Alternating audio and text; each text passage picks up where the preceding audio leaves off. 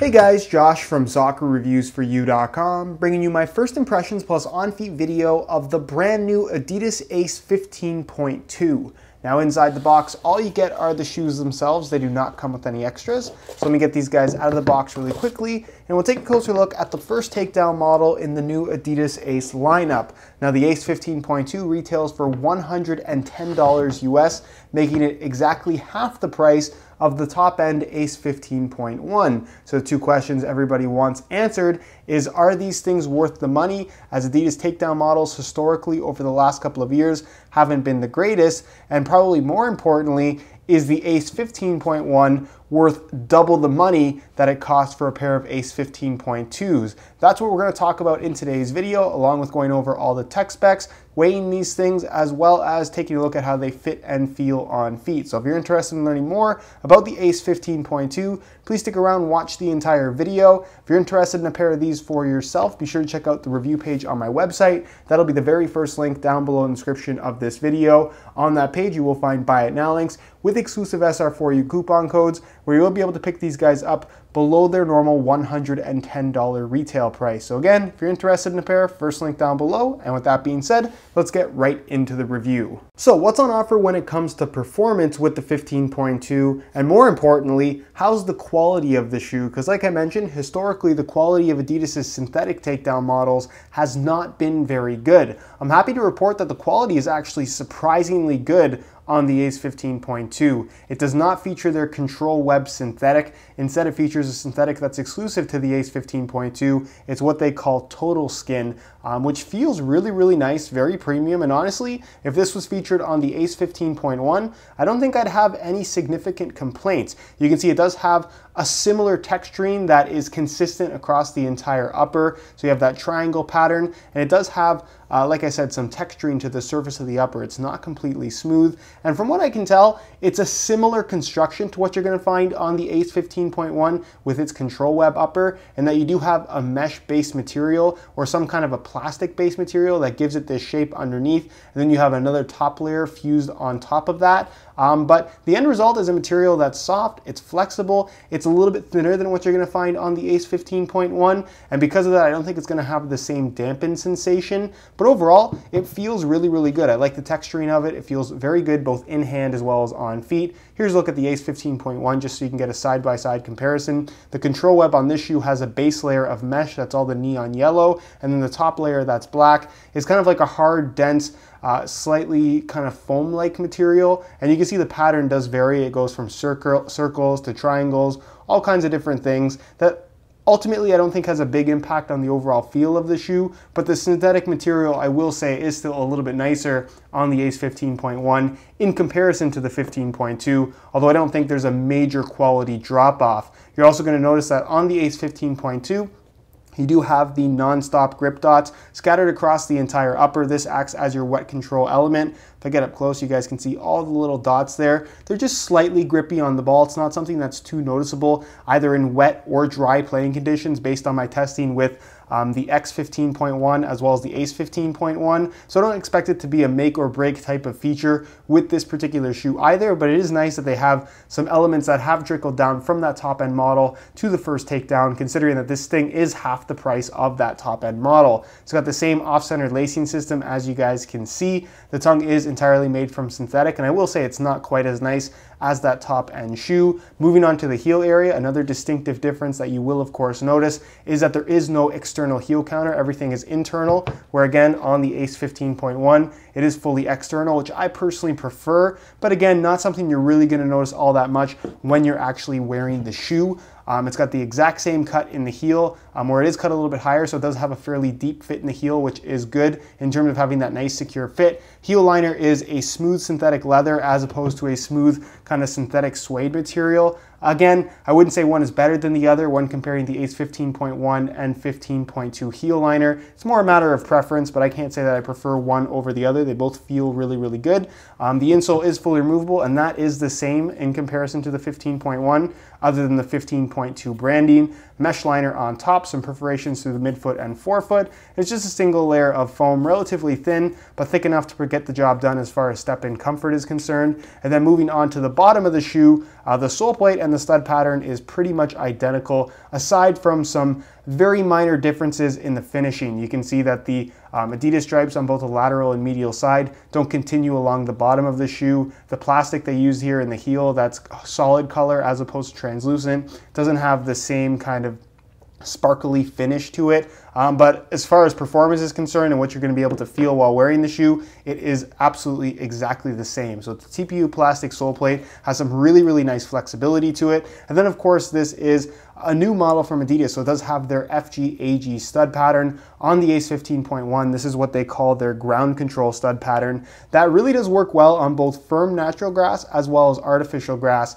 You're going to notice that with the X 15.1 as well as the Messy 15.1, those lines have stud patterns that are more like firm ground stud patterns than they are artificial grass stud patterns, whereas the Ace line really does have a good kind of combination of the two in terms of how it's going to perform on both firm natural grass and artificial grass. It has all the characteristics you would want for both of those playing surfaces. So it really is a legitimate FG-AG stud pattern in my opinion. You have your four main heel studs, all conical in shape, not overly long as you guys can see, which is great for both firm ground as well as artificial grass. And then of course you have your 6 main studs in the forefoot that again, all conical in shape and not particularly long. In between all of those studs is where you're going to find these little circular studs that run along the edges of the sole plate, as well as kind of 2 rows directly through the center of the shoe that do a really good job of providing nice bite when you are on natural grass, where you would perhaps want something a little bit more aggressive than this, but I never found slippage or really grip at all to be an issue with these shoes. They're nice and low to the ground, very stable, and no stud pressure issues whatsoever. It feels like the pressure is dispersed very evenly across the bottom of the shoe because of all the individual studs. So you get great traction on natural grass, and then when you are on artificial grass, because they're all conical in shape and because they're not overly long, again, the pressure is evenly distributed across the bottom and you get a good amount of grip without being clingy. You don't feel like you're ever stuck in the ground, which is great not only from a performance standpoint, it's also very important from a safety standpoint. So if you are looking for a legitimate FG-AG stud pattern, I really think that the Ace line from Adidas is what you should be considering. Of course, you can use the Messy models or the X models on FG as well as artificial grass as well, but they, like I said, perform more like firm ground stud patterns than they do AG stud patterns, whereas the Ace line really is a good mix of the two, and it performs well on both of those playing surfaces, both natural as well as artificial. So that's pretty much it in terms of what I have to say about the Ace 15.2. The quality is great, really have no complaints. There aren't too many differences in comparison to the 15.1 aside from the upper, but again, the upper that they've included on the 15.2 feels really good. So for half the price, you're definitely not getting a shoe that's half as good, which is really important with any takedown model. You want good value, and that's what I feel like you're getting here with the Ace 15.2. As far as weight is concerned, I thought we'd compare the weight of the Ace 15.2 to the top end Ace 15.1 to see if there's any significant difference. So I'm going to weigh both shoes for you today in real time using the scale. Keep in mind they're the exact same size 9 US, so this is a very fair comparison. We'll start off with the Ace 15.1, throw it on the scale, and you can see that they weigh in at 9.15 ounces, the equivalent of 259 grams. So the shoes aren't overly lightweight, they're not overly heavy either. They have a nice, comfortable, and solid sensation on your feet, and they fall into a weight range that I personally really like to wear. So 9.15 ounces, remember those numbers. We're gonna weigh in the Ace 15.2 now, and you can see that they weigh in at 9.15 ounces, the equivalent of 259 grams. So both the Ace 15.1 as well as the Ace 15.2 are exactly the same weight. There's no difference whatsoever. So if you are trying to decide between either the top end or first takedown model in the Ace line, weight should not be the deciding factor for pretty obvious reasons. In terms of the aesthetics of the Ace 15.2, it looks a lot like the 15.1, and again, from a distance, you'd have a hard time telling the difference between the two. The upper doesn't have quite the same look because the pattern isn't consistent on the Ace 15.1 like it is on the 15.2. But overall, it's got a very, very similar appearance. There's minor visual differences like the external heel counter, which is internal on the 15.2. But other than that and the upper, like I said, you wouldn't be able to tell a difference, especially at a distance. In regards to the colorway, this is the second colorway that we've seen from the Ace lineup. It's black and metallic silver. Actually, the top end model, the Ace 15.1 in this exact colorway, which I have featured the leather variation on the channel. There will be a video on the synthetic model in this colorway as well, coming very soon. Those two shoes, the top end models, do have reflective elements in the actual Adidas stripes on both the lateral and medial side, whereas on the takedown model 15.2, it's just a metallic silver color that doesn't reflect light at all, but still looks very, very cool. You're gonna find a reflective silver Ace logo right there on the tongue, your Adidas branding in silver on the back as well. And then of course the sole plate is pretty much all black with some neon yellow on the underside of the sole plate that kind of goes or shows through the translucent stud. So overall, really good looking shoe. Definitely one of the better colorways if you want something that's a little bit more low profile than the bright black, white, and neon yellow that you're gonna find on the launch colorway. There's a lot to like here if you like simple looks. And overall, I think it's a good looking shoe, even as a takedown model. So let me know your thoughts on it down below in the comment section. Do you like how these look? Why or why not? And with that being said, let's move on to the on-feet portion of the video so we can get a better idea as to how these shoes fit, and of course, what the sizing is like. All right, so here is a look at the Ace 15.2s on feet. On my left foot, I have the stock black laces that come with the shoes, and on my right foot, I have a pair of metallic silver reflective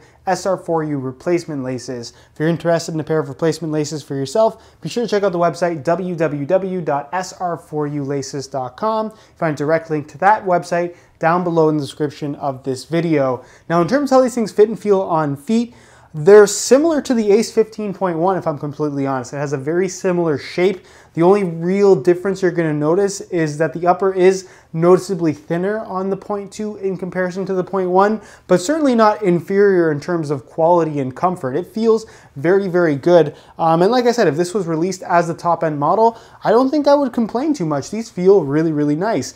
The upper is thin, it's soft, it's flexible. Not much break-in time seems to be really required in order to achieve a nice, comfortable fit. It's nice and snug all the way across the entire foot without feeling restrictive in any way. Heel slippage is not an issue, which is generally a very common concern for a lot of Adidas takedown models. This has pretty much the exact same fit in the heel, despite having a slightly different lining material. And overall, they just feel really, really good. As far as the width of the shoe is concerned, like I said, it does have a snug fit, but not overly tight at all. I'm not sure how much stretch you're gonna get out of this synthetic material, so the width of the shoe from right out of the box is likely how it will stay even several hours after wearing these things. I just don't think they're gonna stretch very much. So the way they fit from out of the box is the way they're going to fit for their entire lifespan. So if you do have really, really wide feet, probably not the best option for you. You might want to stick to something with a leather upper that'll stretch you a little bit more. But with that said, I think that these will fit most people. And in regards to sizing, I'm wearing my usual size 9 US here, and the fit and the length is absolutely perfect. So if you are looking to order a pair of these for yourself, I would strongly recommend going true to size